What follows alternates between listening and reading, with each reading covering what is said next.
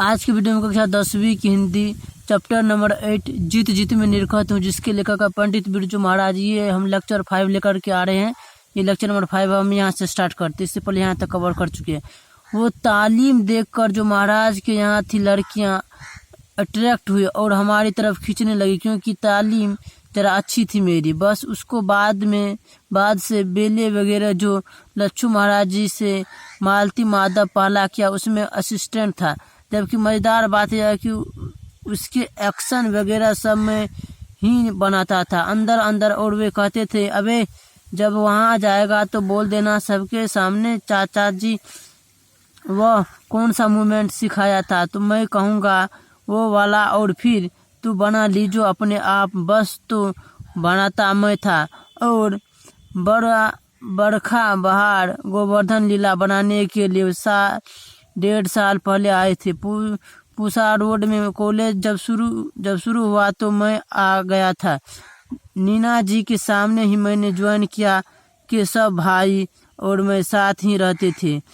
Soup आदि पीते थे, ये बेचारे बनाते थे। मुझे तो वह भी नहीं आता था। बस उसके बाद संगीत भारती के ज़माने में अपने होश में कलकत्ते में एक कॉन्फ्रेंस में नचा हुआ। उस समय दयाराम जी के साथ थे, वही मेरी देख रेख करते थे। इनको ले जाता था रखवाली के लिए। वह जो मेरा नाच हुआ है, वहाँ से कलकत्ते की ऑडियंस ने मेरी बड़ी प्रशंसा की, इतनी की तमाम अखबारों में छप गया एकदम। और वहाँ से दूसरे डांसर्स थे, तमाम उनको भी लगा कि भाई लड़के ने कुछ कर ही डाला है। मतलब वहाँ से लोगों को पता लगा कि मैं कुछ हूँ घर का, पर उस समय की कुछ कटिंग आदि नहीं है। बहुत पुरानी बात है। तो वहाँ से मेरा एक मोड़ हुआ। उसके बाद हरिदास स्वामी कॉन्फ्रेंस बम्बई ब्रज नारायण ने बुलाया। वह भी प्रोग्राम मेरी बहुत अच्छा गया। वह भारतीय कला केंद्र ज्वाइन करने के बाद से फिर ईश्वर की कृपा से प्रोग्राम कलकत्ते बम्बई और उन्हीं दिनों कुछ अरसे के बाद मद्रास भारतीय कला केंद्र के साथ ही गया था मद्रास। और धीरे धीरे कुछ लोग मुझे चाहने लगे, इज्जत करने लगे। 3 साल जो संगीत भारती में बीतते, उसमें मेरा नियत था सुबह 4 बजे उठना। वगैरह नागा, चाहे बुखार चढ़ा है, चाहे खांसी आ रही हो।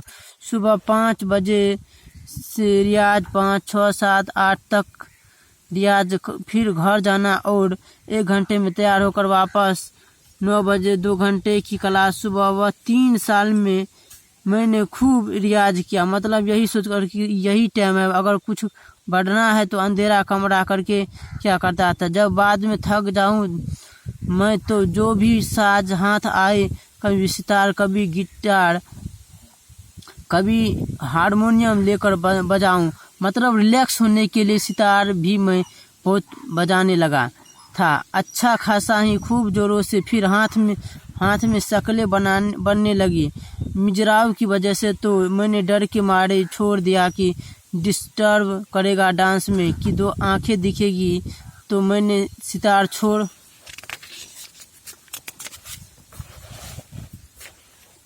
दिया, गिटार बजाने लगा। ऐसे ही थोड़ा शौक के मारे सितार छोड़ा, गिटार छोड़ा, फिर बांसुरी मेरी बहुत दिन चली। मतलब शौक के मारे बजाता रहा। डागर साहब के साथ ट्रेन में भी आप अपने ऊपर बजा रहा हूँ। वे नीचे गुनगुना रहे तो शौक उसका भी रहा। फिर सरोद भी चलता रहा। खैर सरोद तो अभी भी मेरी शौक है। तबला में शुरू से बजाता हूँ। हिरोशिमा थोड़ा बहुत लहरा बजाने के लायक बहुत शुरू से बजाता हूँ। शुरू में फिल्मी गाने गाकर मैं पूरे मोहल्ले के लोगों को खुश किया करता था। जब मैं छोटा था और एक फैमिली थी मोहल्ले में जो मेरा गाना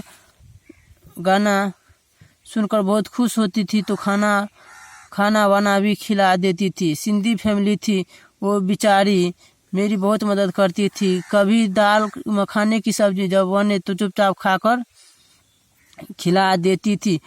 उन दिनों मतलब हमारी हालत भी ऐसी थी कि कोई खिला दे तो अच्छा लगता था। खैर फिर उसके बाद तो तमाम फिर वहाँ काम करने लग गए नए नए। उसके बाद की कहानी तो फिर मालूम ही है आपको कि कितने बेले की दुनिया भर के अलग अलग हिस्टोरिकल और फिर विदेश टूर भी शुरू हो गए। रूस पहला हमारा ट्रिप था जिसमें कुमार संभव लेकर हम लोग सब गए थे। रवा, आपको संगीत नाटक अकादमी अवार्ड कब मिला? बीमा, 27 साल का था तब। मैं बहुत छोटे में ही, मेरी सब चीज़ बहुत छोटे में जल्दी हो गई। आज के वीडियो में इतना ही, मिलते हैं अगले वीडियो में।